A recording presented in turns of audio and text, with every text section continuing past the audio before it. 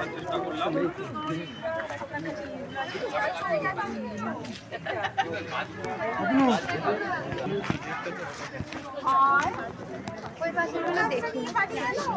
সবারটাই খুব সুন্দর।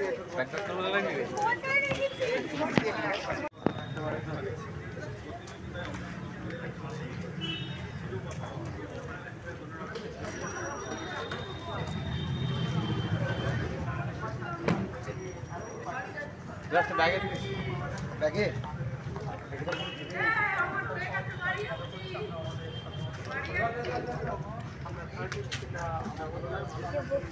আমাদের আরেকজন খুব ছোট্ট সদস্য এটা আমাদের, কারণ ও খুব এক্সাইটেড।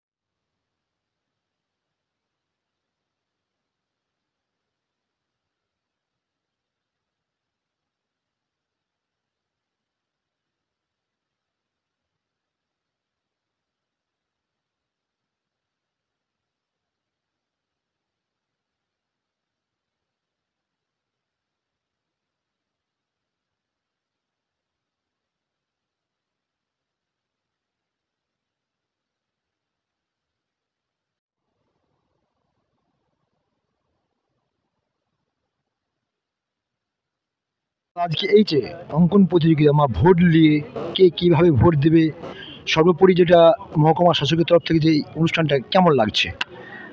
খুব ভালো লাগছে। এখানে প্রত্যেকটা আলপনার মধ্যে দিয়ে ভোটের একটা সিম্বলাইজ করা হয়েছে এবং একটা মেসেজ যে ভোট আমাদের গণতান্ত্রিক অধিকার, এবং সেটা সেই মেসেজ লেখা আছে প্রত্যেকটা আলপনায়, এবং প্রত্যেকে তাদের বেস্ট দিয়ে আলপনা করেছে এবং প্রত্যেকটাই পুরস্কার পাওয়ার জন্য একে অপরকে টেক্কা দিচ্ছে। তার মধ্যে আমরা থার্ড হয়েছি, তার জন্য আমাদের খুব ভালো লাগছে এবং এত প্রতিযোগীর মধ্যে পজিশন পেয়ে নিজেদেরকে ভীষণ আবেগপূর্ণ মনে হচ্ছে এবং ভালো লাগছে। Thank you.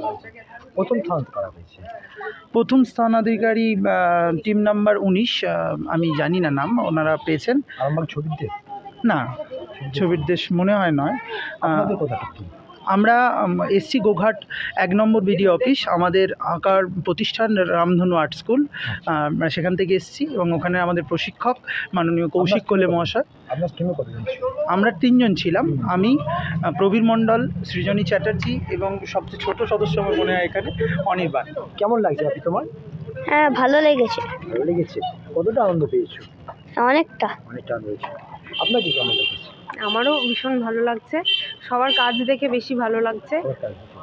এই যে মহকুমা শাসক এই একটা অনুষ্ঠান মানে ভোটকে নিয়ে, এইটা কতটা মানুষকে সাফল্য করবে বা মানুষ কতটা এটা নিয়ে উদ্বুদ্ধ হবে? আমাদের মানে ভোট আমাদের গণতান্ত্রিক অধিকার, এই নিয়ে মানুষ সবসময় সচেতনই থাকে বেশিরভাগ। তাও এরকম একটা সুন্দর রাস্তাকে সাজানো হলো ভোটের আগে, এবং এগুলো দেখে মানুষ আরও বেশি করে মানে নিজেদের অধিকার সম্পর্কে সচেতন হবে। আপনার নামটা একটু বলুন। সৃজনী চ্যাটার্জি। আজকের প্রতিযোগিতায় তোমাদের টিম প্রথম হয়েছে, তাই তো? এটা কেন করা হয়েছে জানো?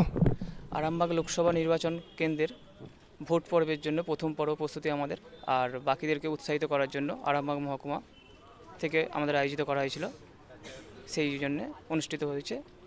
কেমন লাগছে? খুবই সুন্দর লাগছে, খুবই ভালো লাগছে। এইভাবে বাকিরাও যদি চেষ্টা করে অবশ্যই তারাও এগিয়ে যেতে পারবে। কি নাম? দেবরাজ দাস। কি করা? পেশায় আর্টিস্ট। তোমার টিমে যারা যারা আছে তাদেরকে একটু পরিচয় করো। অনন্যা আর লক্ষ্মী। তো বলছি দি ভাই, আজকে যে এসডিও মহকুমা শাসকের সামনে যে অঙ্কন প্রতিযোগিতা বা ভোট নিয়ে, এই বিষয়ে যদি একটু বিস্তারিত বলেন, আলপনা প্রতিযোগিতা একটু বিস্তারিত বলেন। আমাদের আরামবাগ মহকুমার তরফ থেকে মহকুমা শাসক ম্যাডাম আমাদের এখানে আলপনা প্রতিযোগিতার একটা অনুষ্ঠান করেছিলেন, কেননা আমাদের একটা সকলকে বার্তা দিতে চেয়েছেন যে এখানে ভোট যেন মানে কেউ কোনো দল, কোনো রং বা কোনো কিছুর প্রভাবিত হয়ে না পড়ে, নিজের ভোটটা নিজে যেন আনন্দ সহকারে নিজের ভোট নিজে দিতে পারে, প্রত্যেকে যেন সেটাই অংশগ্রহণ করে, ভোটটাকে একটা উৎসব হিসাবে নিয়ে যেন সেখানে পার্টিসিপেট করতে পারে, কোনোভাবে কোনো দিকে ভয় না পায়, পিছিয়ে না পড়ে। এই যে অনুষ্ঠানটা, এটা কি আরামবাগ মহকুমা জুড়ে টোটাল অনুষ্ঠান? হ্যাঁ, আরামবাগ মহকুমা জুড়েই পুরোটা হয়েছে। এখানে খানাকুল, গোঘাট, পাঁচুলিয়া, আরামবাগ এরকম নানান জায়গা থেকে মোট 21টা টিম এসেছিল। প্রথম প্রথম হয়েছে আরামবাগ। হ্যাঁ, আর দ্বিতীয় তৃতীয় এটা জানা। দ্বিতীয় তৃতীয় বলতে একটা খানাকুল হয়েছে আর একটা গোঘাট হয়েছে, মোট 3টে।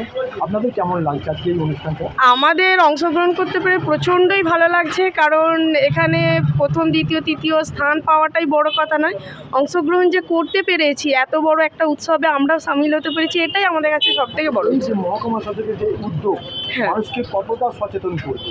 হ্যাঁ, এটা তো প্রতিটা মানুষের জানা উচিত, সচেতন নিশ্চয়ই হওয়া উচিত, যেন প্রত্যেকের ভোটটা দেয়। যে মানে কোনো জাতি রঙ এটা বাদ দিয়ে হ্যাঁ, অবশ্যই কোনো জাতি রং সেটা তার নিজস্ব ব্যক্তিগত ব্যাপার, সেটা তার মনের ভিতরে রেখে ভোটটা যেন সে দেয়, নিজের ভোটটা নিজেই অবশ্যই প্রয়োগ করে।